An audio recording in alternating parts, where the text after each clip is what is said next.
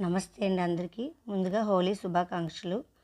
హోలీ కథల్లో అనేక కథలు ఉన్నాయి. అందులో ఒక కథ మనం ఇప్పుడు చెప్పుకుందాం. పూర్వం హిరణ్యకశిపుడు అనే రాక్షసుడు ఉండేవాడు.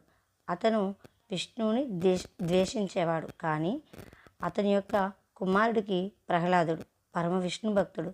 దీంతో హిరణ్యకశిపుడు ప్రహ్లాదుని చంపడానికి అనేక ప్రయత్నాలు చేశాడు.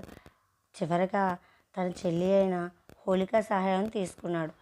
హోళికకి అగ్నిదేవుడి నుండి వరం ఉంది.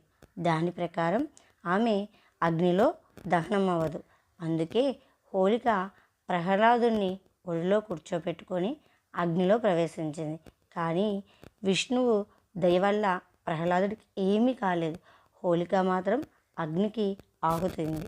చెడుపై మంచి సాధించిన విజయానికి గుర్తుగా హోలీ పండుగని జరుపుకుంటారని పురాణాల ద్వారా తెలుస్తుంది. మనం కూడా ఈ స్టోరీని తెలుసుకొని తెలియని వాళ్ళకి షేర్ చేద్దాం. ఇంకా అప్పటి నుంచి హోలీ పండుగ అనేది అందరూ రంగులమయంతో చేసుకుంటారు.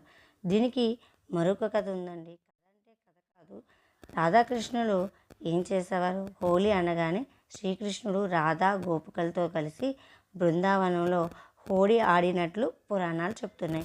శ్రీకృష్ణుడు తన స్నేహితులతో కలిసి గోపికలపై రంగు జల్లుతూ సందడి చేసేవాడు. అందుకే హోలీని ప్రేమకు ఆనందానికి చిహ్నంగా జరుపుకుంటారు. ముందుగా హ్యాపీ హోలీ అండి అందరికీ కూడా. Thank you so much. ఈ వీడియో మీకు నచ్చినట్లయితే లైక్ చేయండి, షేర్ చేయండి, కామెంట్ చేయండి. Thank you.